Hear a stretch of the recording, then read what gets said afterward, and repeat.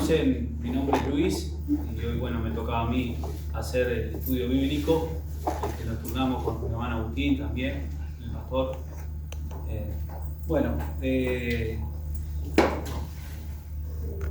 Hoy vamos a meditar en el libro de los Salmos.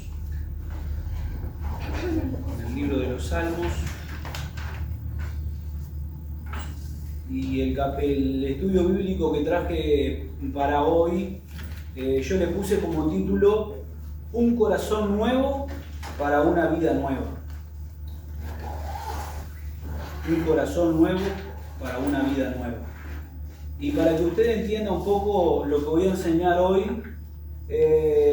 antes de comenzar, vamos a leer algunos versículos de la Biblia para que podamos entrar en el contexto de lo que se va a enseñar. Y para eso le voy a pedir que agarre su Biblia y abra su Biblia en el libro de los Salmos.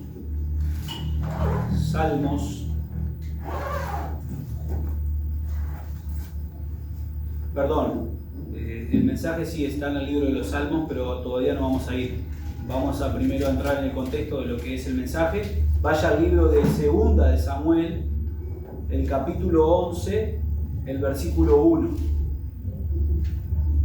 Quiero que preste atención porque es importante que entienda el contexto del mensaje. ¿Segunda de Samuel?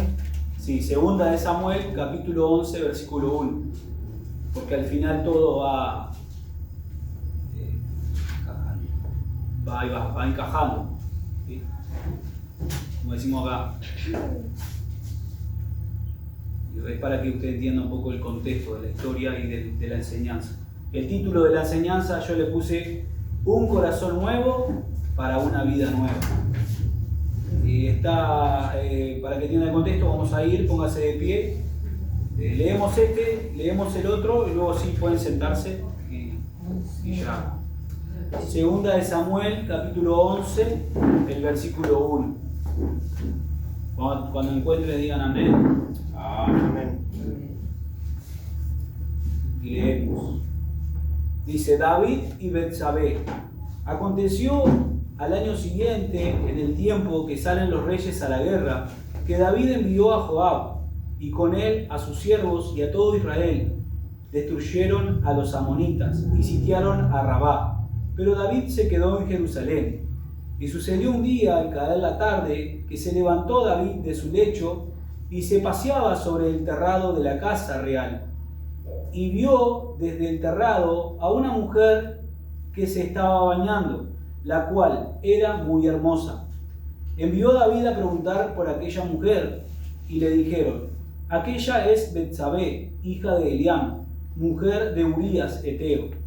Y envió David mensajeros y la tomó, y vino a él, y él durmió con ella. Luego ella se purificó de su inmundicia y se volvió a su casa.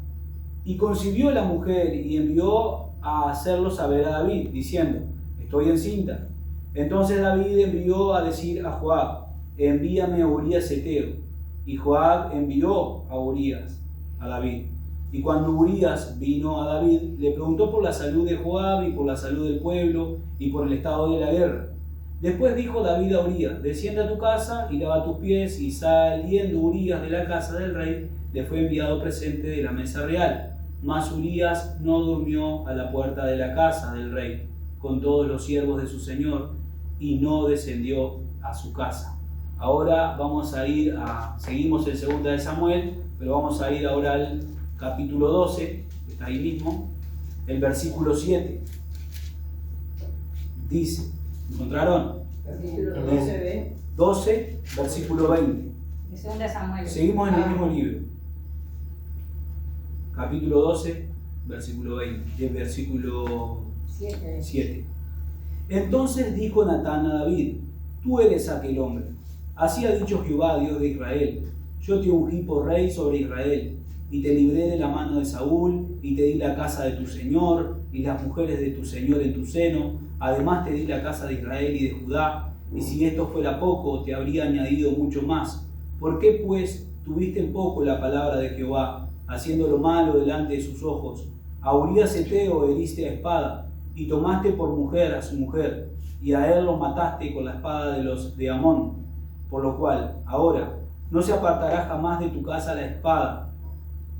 Pero cuanto me menospreciaste y tomaste la mujer de Urías heteo para que fuese tu mujer, así ha dicho Jehová: he aquí, yo haré levantar el mal sobre ti de tu misma casa, y tomaré tus mujeres delante de tus ojos y las daré a tu prójimo, el cual yacerá con tus mujeres a la vista del sol, porque tú lo hiciste en secreto, mas yo haré esto delante de todo Israel y a pleno sol.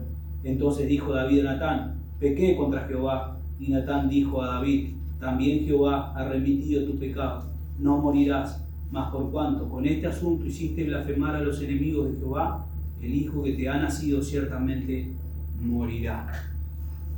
Como yo les decía, la enseñanza de hoy yo le puse como título: un corazón nuevo para una vida nueva, y usted ahora más adelante lo va a entender. Vamos a orar a Dios. Con los ojos cerrados oramos. Señor, te damos las gracias, Señor, por tu palabra. Te pedimos, Señor, en esta tarde, Señor, que tú vengas a hablar con nosotros, a nuestro corazón, por medio, Señor, de la verdad de tu santa y divina palabra. En el nombre de Jesús. Amén. Amén. Amén. Pueden tomar asiento.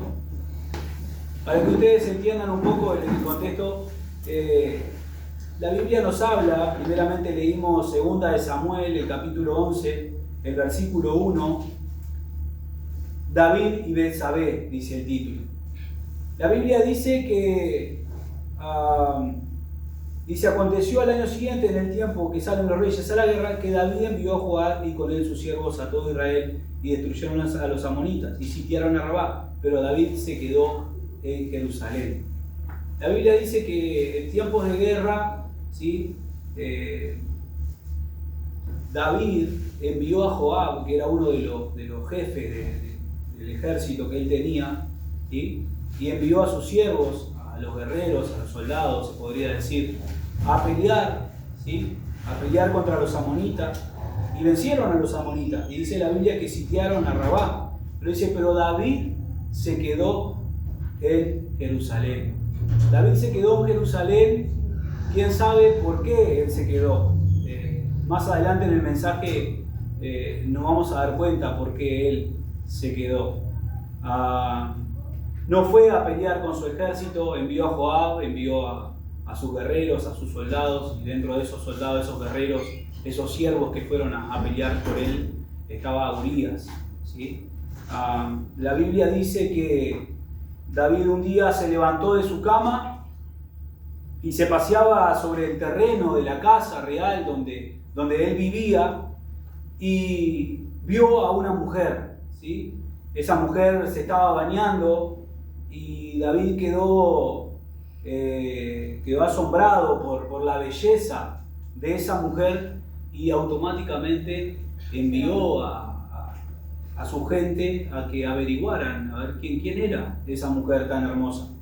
Cuando vinieron a decirle a David quién era, bueno, le dijeron que era Betsabé, hija de Eliam, y esa mujer tenía esposo.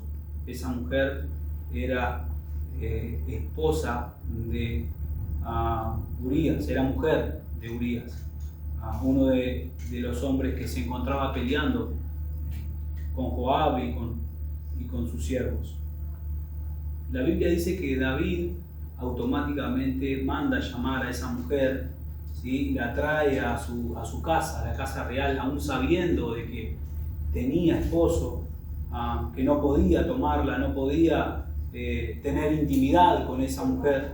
Él aún así la llamó, la trajo a su casa, tuvieron intimidad. La mujer se fue luego, pero pasó que esta mujer quedó embarazada, quedó encinta, y hizo saber a David lo que estaba pasando.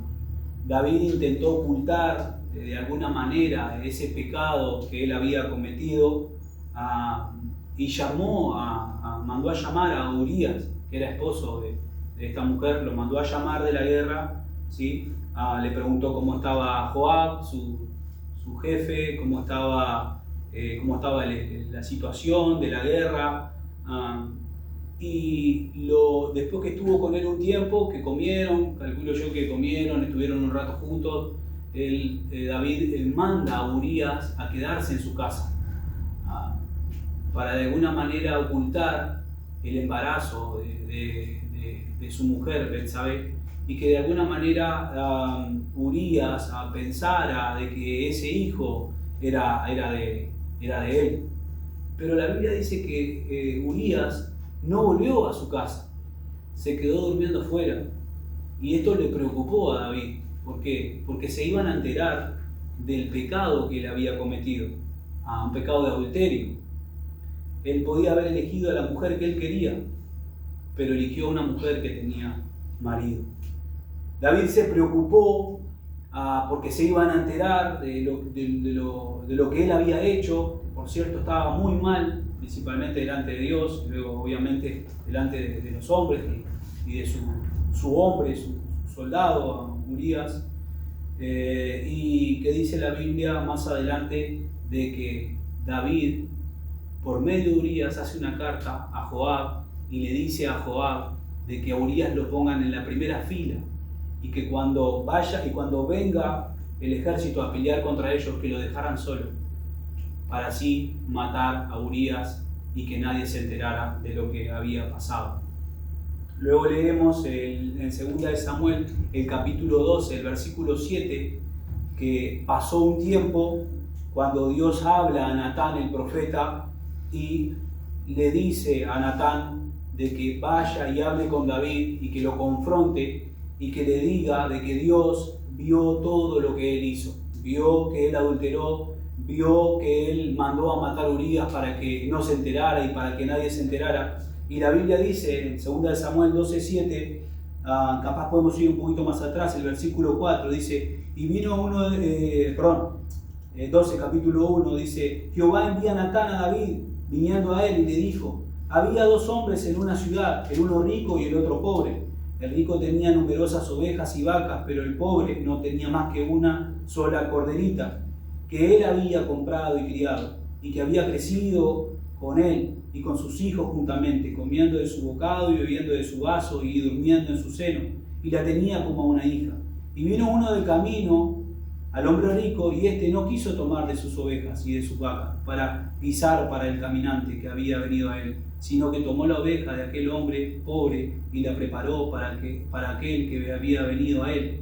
Dice, entonces se encendió furor de David a gran manera contra aquel hombre, y dijo Natán, vive Jehová, que el que tal hizo es digno de muerte.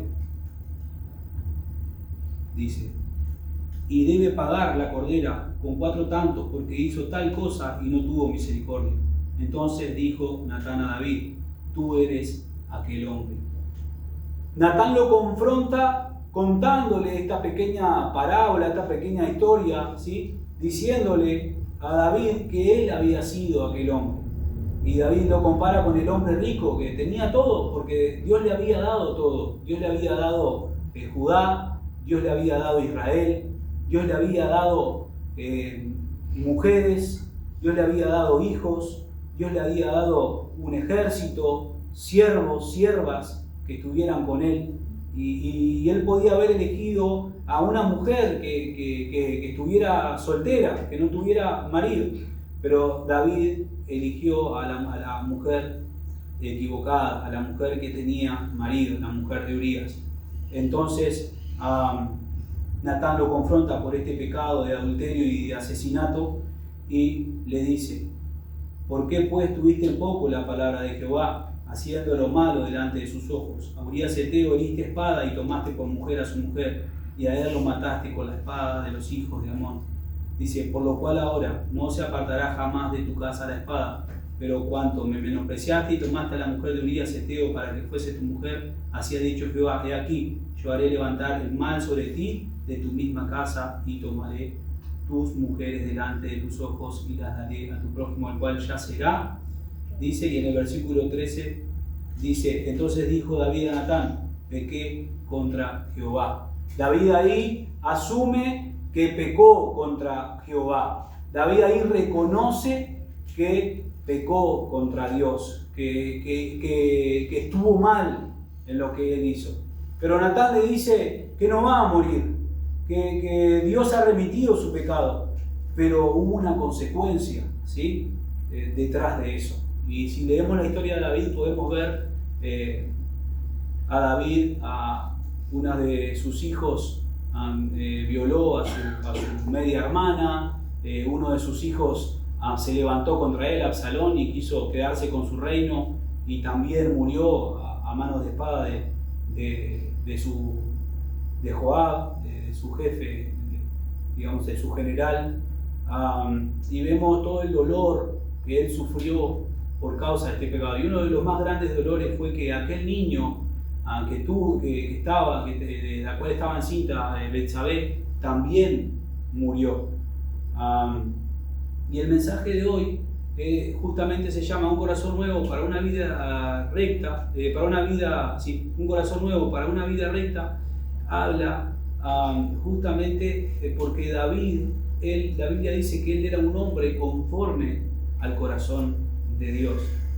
Está claro que en este momento, en esta situación en la que él se encontraba, su corazón se había alejado de Dios y él había cometido estos pecados, ¿sí? Había cometido estos males, obviamente porque él se había alejado de la presencia de Dios. Y ahora vamos a ir al mensaje principal, que está el texto base, que está en Salmos, el capítulo 51, el versículo 10. Esta historia era para que ustedes entiendan el contexto de lo que vamos a ver. Por eso lo hice bien, lo más resumida posible, para que ustedes entiendan un poco de lo que estamos hablando. En el libro de los Salmos, el capítulo 51, el versículo 10. Este es el mensaje principal.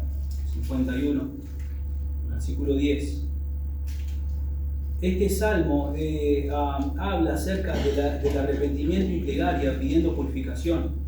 Dice, este salmo es después que se llegó a Betsabé y vino a él Natán, el profeta. Y dice parte de este arrepentimiento, de esta plegaria pidiendo purificación de parte de David. Salmos 51:10, ¿encontraron? Bien. Dice, crea en mí, oh Dios, un corazón limpio y renueva un espíritu recto dentro de mí. No me eches de delante de ti y no quites de mí tu Santo Espíritu. Vuélveme el gozo de tu salvación y espíritu noble me sustente. Vemos que David adulteró, vemos que David quiso encubrir el pecado asesinando a uno de sus hombres. Vemos que el profeta Natán es enviado por Dios para confrontar a David acerca de su pecado. Dios le dice, tus pecados son remitidos, son perdonados, no vas a morir, pero va a haber una grave consecuencia por causa de tu pecado. Y una de las consecuencias es que la espada no se apartará de tu casa, que tus mujeres serán dadas a otros. Y no solamente eso, de que tu hijo, el hijo que está en el vientre de Betsabé, va a morir. David siente gran tristeza, pero lo que yo admiro de este hombre, porque era un hombre de Dios a pesar de lo que él había hecho, yo lo que admiro es la capacidad que él tenía para humillarse delante de la presencia de Dios. Él se humillaba de una manera tan genuina y tan sincera que en una de sus oraciones él dice, crea en mí, oh Dios, un corazón limpio. Por eso le puse el mensaje, un corazón nuevo para una vida recta. David se dio cuenta de que su corazón estaba llevándolo por malos caminos. Su corazón estaba haciendo de que él pecara contra Dios, de que él le hiciera daño a las personas que lo rodeaban. Y él en su oración él dice, crea en mí, oh Dios, un corazón limpio. Él no dice, Dios, arregla mi corazón. Él no dice, Dios, restaura mi corazón. Él no dice, Dios, repara de alguna manera mi corazón. Él dice, Crea en mí, oh Dios, un corazón limpio. Él sabía de que para él cambiar, para él ser una persona distinta, una persona diferente, tenía que haber un cambio grande en su corazón. Y él sabía de que Dios es el único que puede hacer algo de la nada, el único que puede crear algo de la nada. Y él le dice a Dios humillándose: Señor, Dios, crea en mí un corazón, crea en mí, oh Dios, un corazón limpio. Dios es el único que puede transformar el corazón del cristiano.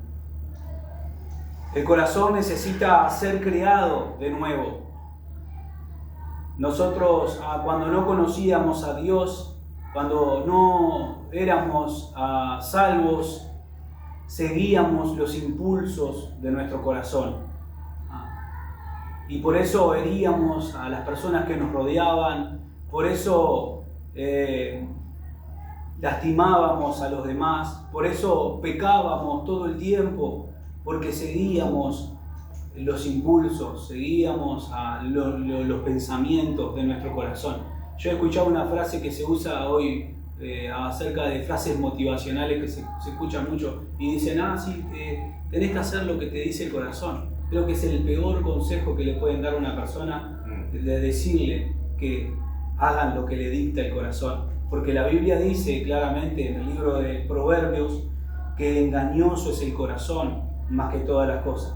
Y para que usted entienda acerca del corazón, no es solamente un órgano, ¿sí? Según la Biblia, el corazón es el centro de la persona. Y bíblicamente el corazón incluye la mente, lo que piensas, el corazón, lo que sientes, lo que decides. El corazón inclusive forma parte de tu vida espiritual, porque si tu vida espiritual está mal, tu corazón está lejos de Dios. Si tu vida espiritual está bien, tu corazón está cerca de Dios. Por eso la Biblia dice que Dios mira el corazón, no solo lo que haces por fuera, sino quién sos por dentro. Por eso en Proverbios, el capítulo 4, el versículo 23 dice: sobre toda cosa guardada, guarda tu corazón. El corazón necesita ser creado de nuevo.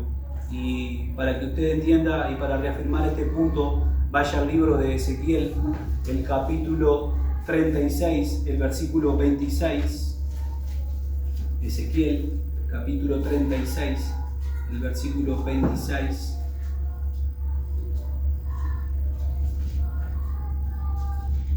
Ezequiel 26, 36. Ezequiel 36, 26.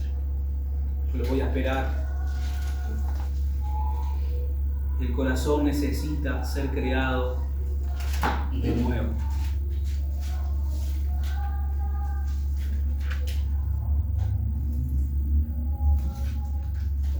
Ezequiel 36, 26 dice, si no encontró igual puede escuchar: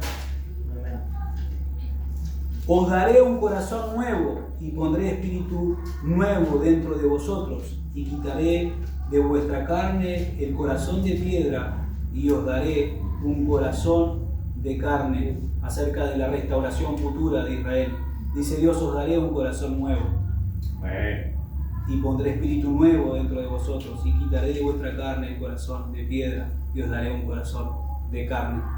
Dios sabe que necesitamos un corazón nuevo, y Dios sabía que Israel necesitaba un corazón nuevo. En Jeremías también, en capítulo 17, el versículo 9, Jeremías 17, 9.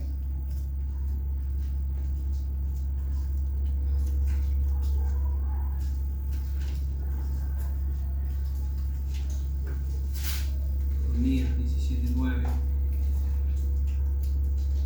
Como yo les decía hace un rato, habla acerca del pecado escrito en el corazón de Judá.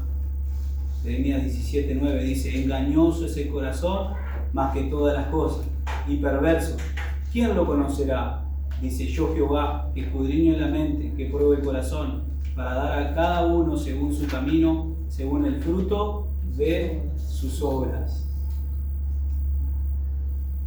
Engañoso es el corazón más que todas las cosas.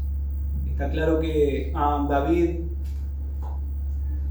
se dejó llevar por los impulsos de su corazón. Y podremos decir que se enamoró, en cierta forma, de una mujer que tenía marido y pecó contra Dios.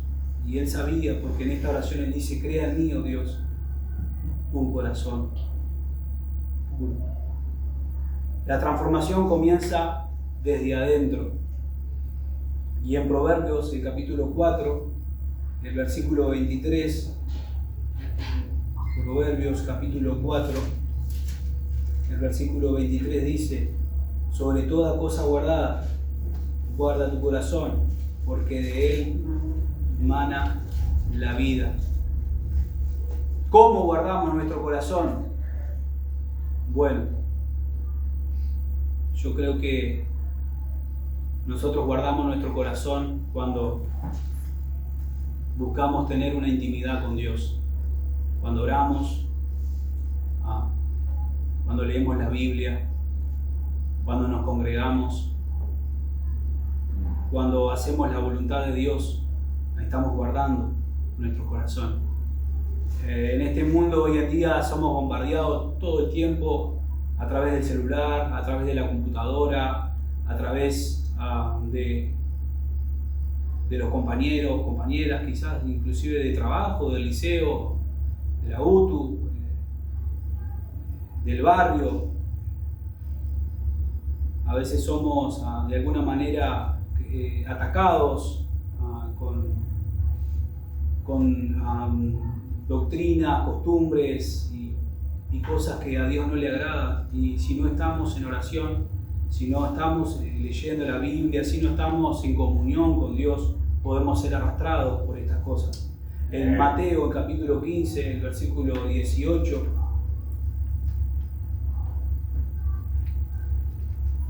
también reafirma que la transformación comienza desde adentro. En Mateo 15, 18. 15, 18. Lo que contamina al hombre. 15, 18. Dice: pero lo que sale de la boca, del corazón, sale. Y esto contamina al hombre. Lo que sale de la boca sale del corazón. Y esto contamina al hombre. Ahí vemos en el contexto bíblico que algunos le pedían a Jesús de que les recriminaban de alguna forma que sus discípulos no se lavaban las manos antes de comer. Y lo habían adoptado como un mandamiento, como una ley, como algo que se tenía que hacer a rajatabla. Y Jesús les dice que lo que contamina al hombre no es lo que entra por la boca, sino lo que sale de la boca, porque lo que sale de la boca sale del corazón. A veces herimos a las personas con nuestras palabras, a veces ofendemos a las personas con nuestras palabras, a veces lo hacemos inconscientemente, pero cuando lo hacemos siendo consciente, quiere decir de que tenemos un corazón contaminado. Y quizás debemos reflexionar y hacer como David, humillarnos y pedirle a Dios que Él crea en nosotros un corazón nuevo. El tercer punto, el primer punto es el arrepentimiento sincero abre la puerta a la transformación. David se humilló, David se arrepintió, David fue sincero y le pidió a Dios que Él creara en él un corazón puro, y el arrepentimiento sincero abre la puerta a la transformación. A veces vemos las personas que vienen a la iglesia los miércoles, ven las personas que vienen a la iglesia los domingos, vemos personas que dicen que leen la Biblia, que oran, que tienen una intimidad con Dios, pero sus actitudes, sus obras dicen todo lo contrario. Son personas que su corazón no ha sido todavía creado nuevo. Siguen todavía haciendo cosas que a Dios no le agrada. Y en Mateo capítulo 15 versículo 18 al 19 dice que las cosas que contaminan al hombre son las que salen del corazón. El arrepentimiento sincero abre la puerta, como le decía, a la transformación. En Salmo 51:17 dice: los sacrificios de Dios son el espíritu quebrantado, al corazón contrito y humillado no despreciarás tú, oh Dios. Está claro que todos podemos, o todos en algún momento hemos descuidado nuestra vida espiritual, y a veces inclusive es permitido por Dios, pero ese no es el problema, porque somos seres humanos y fallamos, y a veces por naturaleza el hombre tiende a alejarse de Dios, y a veces no estamos vigilando, a veces no dejamos que entren cosas de afuera, y cuando queremos acordar estamos cometiendo errores, estamos ofendiendo a Dios, estamos haciendo las cosas mal, pero ese no es el problema. El problema es de que si nos damos cuenta que estamos haciendo eso, no arrepentirnos delante de Dios. La Biblia dice que el corazón contrito y humillado no despreciará Dios. Y siempre hay tiempo para arrepentirnos, siempre hay tiempo para humillarnos, siempre hay tiempo para pedirle perdón a Dios sinceramente y de corazón. Y Él no va a despreciar nuestro corazón contrito y humillado. El arrepentimiento sincero abre la puerta de la transformación. En Primera de Juan, en el capítulo 1, el versículo 9, también habla acerca de eso, de que el arrepentimiento sincero abre la puerta a la transformación. Primera de Juan, capítulo 1, versículo 9. Si no encontró, no pasa nada, puede escuchar, yo lo leo. Dice: si confesamos nuestros pecados, Él es fiel y justo para perdonar nuestros pecados y limpiarnos de toda maldad. Como le decía, volviendo al texto principal, David adulteró, David asesinó a uno de sus hombres, David cometió errores, y nosotros también cometemos errores, nosotros también pecamos muchas veces contra Dios. Pero lo importante es que nosotros debemos humillarnos delante del Señor. Lo importante es que nosotros debemos tener un corazón contrito y humillado delante de Dios y pedirle perdón a Dios. Y Él nos va a perdonar, Él nos va a limpiar de ese pecado. Y si ofendemos a un hermano, a una hermana, y si le faltamos el respeto a alguien sin darnos cuenta, el Dios valora, Dios toma, para Dios es importante de que nosotros nos humillemos ante Él, y Él nos va a perdonar. Él va a perdonar nuestros pecados.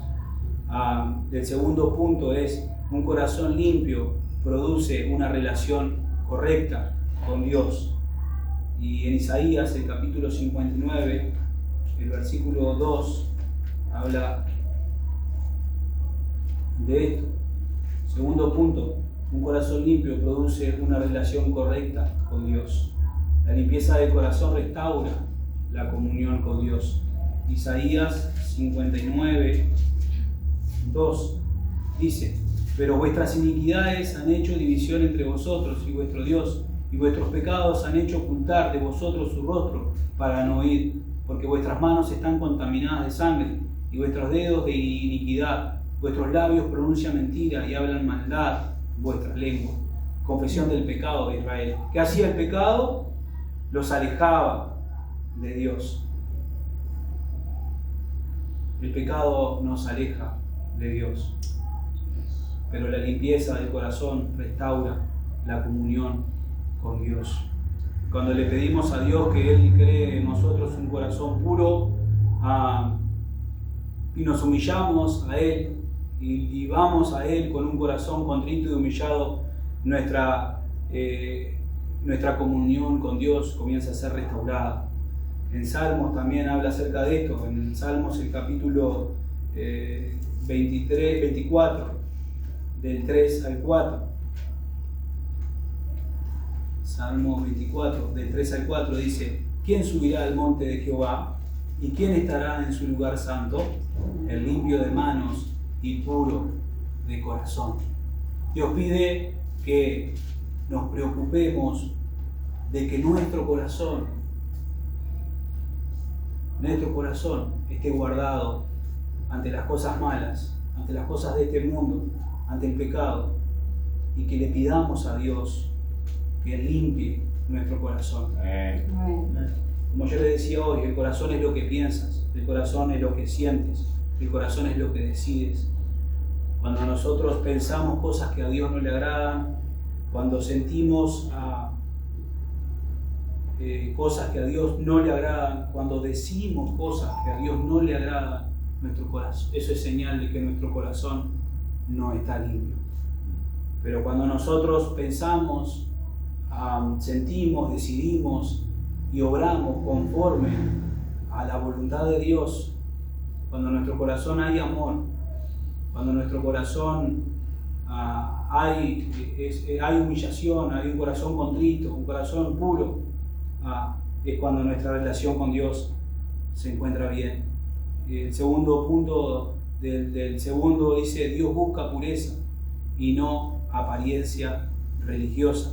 Y en 1 Samuel, el capítulo 16, el versículo 7, habla de eso. 1 Samuel, capítulo 16, el versículo 7, dice: Y Jehová respondió a Samuel: No mire su parecer, ni a lo grande de su estatura, porque yo lo desecho. Porque Jehová no mira lo que mira el hombre, pues el hombre mira lo que está delante de sus ojos, pero Jehová mira a él el corazón. Capaz que usted me ve así, de camisa, de corbata, de pantalón de vestir, de zapatos, con la Biblia abajo del brazo, pero eso no quiere decir de que mi corazón esté cerca de Dios. Y nosotros como seres humanos a veces miramos la apariencia de las personas. Está claro que tiene que haber un, ¿cómo se llama, pastor? De vestimenta, hay que marcar una diferencia en cuanto a nuestra vestimenta. El apóstol Pablo habla de eso, conforme a la mujer, conforme a los hombres también. Debemos vestirnos bien, debemos vestirnos de una manera correcta. Pero que tengamos apariencia de cristiano no quiere decir de que en nuestro corazón haya pureza. Por eso debemos preocuparnos, no solamente de la manera que nos vestimos, sino de cómo está nuestro corazón delante de Dios. 1 Samuel 16:7, claramente Dios le dice a Samuel que vaya y unja al próximo rey de Israel. Era David, había desechado a Saúl. David tenía un montón de hermanos, todos grandes, todos fuertes, todos parecían guerreros. Y Samuel casi unge a uno y casi unge a otro, y Dios le dice: mira, Samuel, tú miras su parecer, pero yo miro su corazón. Al final terminó siendo David, que era el más pequeño y estaba apacentando las ovejas de su padre, y tuvieron que llamarlo porque era ese el que Dios había escogido. Dios mira nuestro corazón. Debemos preocuparnos cómo está nuestro corazón delante de Dios. En Mateo también, el capítulo 15, el versículo 18, habla acerca de esto, de la transformación, habla acerca de Dios, que Dios busca una pureza y no una apariencia religiosa. Mateo, el capítulo 5, el versículo 8. Si usted no encuentra, no importa, puede escuchar y yo lo leo. Mateo 5:8 dice: Respondió el centurión y dijo: Señor, no soy digno de que entres bajo mi techo. Mateo 5:8 dice: Bienaventurados los de limpio corazón, porque ellos verán a Dios. Bienaventurados los de limpio corazón, porque ellos verán a Dios. ¿Qué significa bienaventurado? Bendecidos y felices. ¿Sí? Los de limpio corazón, porque ellos verán a Dios. ¿Quién es algo aquí? Levante la mano. Sabemos que vamos a ver a Dios un día, ¿verdad? Y vamos a ver a Dios, los de limpio corazón. Hay que trabajar en eso. Y cuando estaba meditando en la palabra, créame, hermano, yo siempre lo digo, Dios está hablando conmigo. Y cuando estaba meditando en lo que David había hecho, me dieron ganas de llorar. Y cuando Dios empezó a hablar conmigo acerca de un corazón nuevo para una vida recta, Dios habló conmigo de una manera tremenda. El punto 3 del punto 2, y ya nos queda poco, dice: un corazón limpio renueva el gozo de la salvación. En Salmos 51:12 dice la oración de David cuando él se arrepiente y pide purificación. Dice: vuélveme el gozo de tu salvación y espíritu noble me sustente. Está claro que cuando nos estamos alejando de Dios y nuestro corazón comienza a contaminarse, nuestros pensamientos, nuestra manera de sentir, las cosas que estamos decidiendo hacer sin pedir la guía de Dios, está claro que cuando hacemos estas cosas y comenzamos a fallarle a Dios y comenzamos a darnos cuenta que le estamos fallando a Dios, comenzamos a perder el gozo de la salvación. Ya no somos esas personas alegres, gozosas, agradecidas con Dios, porque hay una falla, porque hay un error, porque hay algo que está pasando, que no está bien. Pero cuando nosotros buscamos que Dios limpie nuestro corazón, Él vuelve el gozo de la salvación. ¿Por qué? Porque un corazón limpio renueva el gozo de la salvación. Lo dijo David. En Romanos también, en el capítulo 5, el versículo 1. Romanos 5. Capítulo 5, versículo 1. Dice: justificados pues por la fe, tenemos paz para con Dios por medio de nuestro Señor Jesucristo, por quien también tenemos entrada por la fe a esta gracia en la cual estamos firmes y nos gloriamos en la esperanza de la gloria de Dios. Amén. Ya para terminar, queda poco. Un espíritu recto, el tercer punto, un espíritu recto sostiene una vida firme y constante. Primer punto, un espíritu recto vive alineado con la voluntad de Dios. Y cuando preparaba este tercer punto, dice: un espíritu recto sostiene una vida firme y constante. A veces oramos y decimos: Señor, yo te prometo de todo corazón que de mañana voy a orar, voy a leer la Biblia, Señor, también en la noche, y no lo hacemos. Y después otra vez le decimos: bueno, Señor, como no lo hice, lo voy a hacer toda la semana. Y bueno, y como no lo hice, como hacen con la dieta, ¿no? La voy a empezar el lunes, ¿sí? Y bueno, un espíritu recto sostiene una vida firme y constante. No podemos tener una vida desordenada, una vida imprecisa, inconstante, ¿sí? Porque un espíritu recto vive alineado con la voluntad de Dios. Dice en Romanos, el capítulo 12, ahí en el libro Romanos donde estamos, capítulo 12, el versículo 2, dice: no os conforméis a este siglo, sino transformaos por medio de la renovación de vuestro entendimiento, para que comprobéis cuál sea la voluntad de Dios, agradable y perfecta.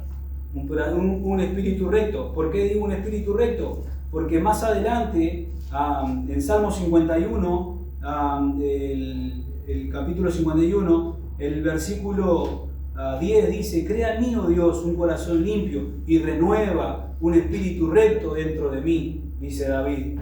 Un espíritu recto sostiene una vida firme y constante. Un espíritu recto vive alineado con la voluntad de Dios. Romanos 12:2, como le digo: no os conforméis a este siglo, sino transformaos por medio de la renovación de vuestro entendimiento, para que comprobéis cuál sea la voluntad de Dios, agradable y perfecta. No podemos conformarnos a este siglo.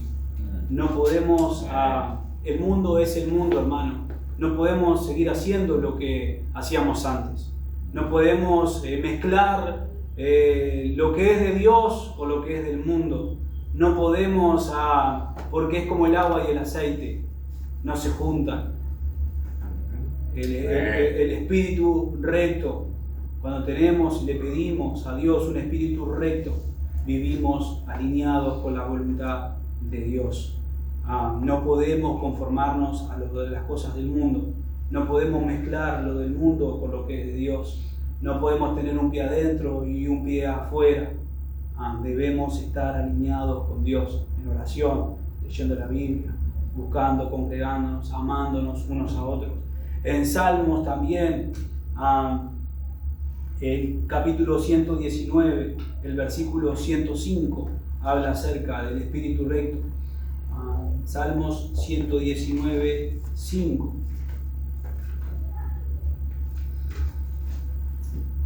Salmos 119, 5. Perdón, 119, 105. Dice: lámpara es a mis pies tu palabra y lumbrera a mi camino. El segundo punto, el tercer punto, dice: la rectitud te guarda de caer nuevamente. Como yo les decía, a veces le prometemos cosas a Dios y fallamos. Le prometemos cosas a Dios o decimos que vamos a hacer algo y no lo hacemos.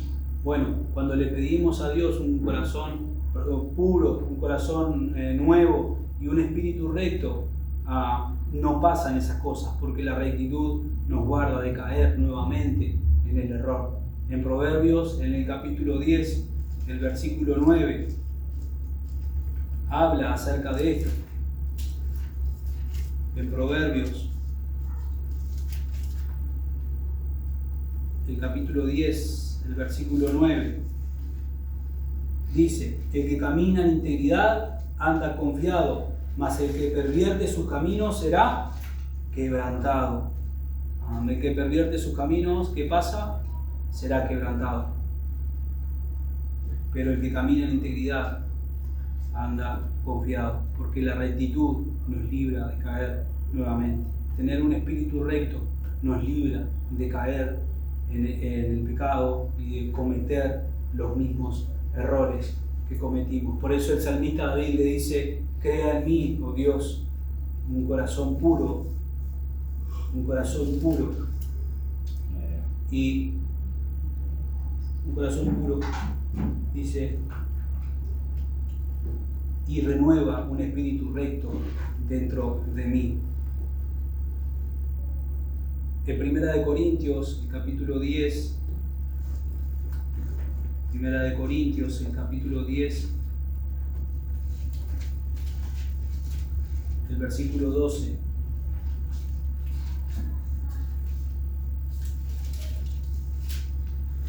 Diez 12 dice: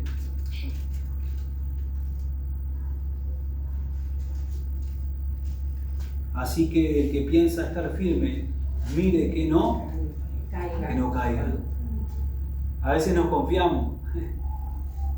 Y la Biblia dice que, como dice hermana, puede leer ahí, hermana, Mire que no caiga. el que cree estar firme, mire que no caiga, porque a veces creemos que estamos bien, está todo bien. Voy a la iglesia, leo la Biblia, oro por la comida. Pensamos que todo está bien, pero el que está firme, mire de no caer. Y David dice la Biblia que no ha habido rey en Israel hasta el día de hoy como David. Fue un hombre de Dios, un hombre realmente de Dios. Vivió una vida íntegra delante de Dios. Y cuando creyó estar firme, cayó.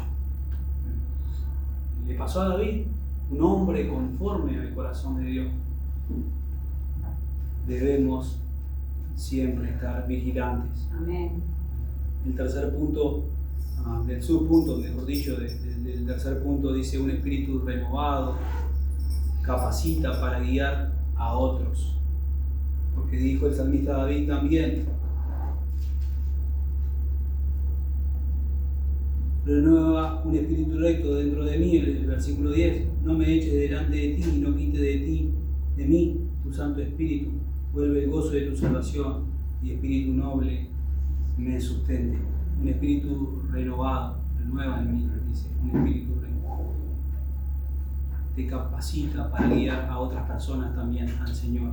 Amén. En el Salmo 51:13 dice: entonces enseñaré, un poquito más abajo, entonces enseñaré a los transgresores tus caminos y los pecadores se convertirán a ti. Mirá David, él confiesa, pide a Dios purificación Pero luego que él dice estas palabras, estas hermosas palabras del 10 al 12, dice: crea en mí, oh Dios, un corazón limpio, renueva un espíritu recto dentro de mí, no me eches delante de ti y no quites de mí tu Santo Espíritu, vuélveme el gozo de tu salvación, el espíritu noble me sustente. Y dice en el versículo 13: entonces enseñaré a los transgresores tus caminos y los pecadores se convertirán a ti. ¿Por qué? Porque un espíritu renovado te capacita para guiar a otros al Señor. Amén. Y puede verlo en el libro de Josué, y ya estamos terminando, es la última cita bíblica, Josué, el capítulo 24, el versículo 15, capítulo 24, versículo 15, dice claramente: y si mal os parece servir a Jehová, escogeos hoy a quién sirváis, y a los dioses a quienes sirvieron vuestros padres cuando estuvieron al otro lado del río, o a los dioses de los amorreos en cuya tierra habitáis. Pero yo y mi casa serviremos a Jehová. Porque un espíritu renovado capacita para guiar a otros. Ahí vemos a este hombre de Dios, Josué, un hombre que tenía un espíritu renovado, ¿sí? Que estaba con un corazón alineado con Dios, diciéndole a los propios israelitas: si ustedes quieren, pueden servir a otros dioses, pero yo y mi casa serviremos a Jehová. Cuando tenemos un corazón nuevo, un corazón transformado, cuando tenemos un corazón limpio, cuando tenemos un espíritu recto, no solamente somos bendecidos nosotros, sino que también Dios bendice a las personas que nos rodean. Amén. A nuestra esposa, a nuestros esposos, a nuestros hijos, a nuestros vecinos, a nuestros compañeros, etcétera, etcétera, etcétera. Pónganse todos de pie, ya estamos terminando. No sé cuánto tiempo tengo, pero espero que el Señor haya hablado a su corazón. Y esto sí hay que tomárselo en serio, hermanos. Debemos trabajar en eso, debemos trabajar en tener un corazón nuevo, un corazón limpio, un espíritu recto y una vida espiritual alineada con el Señor. Amén. Dios no nos pide perfección, porque si bien yo les digo y todo el mundo sabe que David era un hombre recto, un hombre que era conforme al corazón de Dios, él no era perfecto. Y ninguno de nosotros somos perfectos.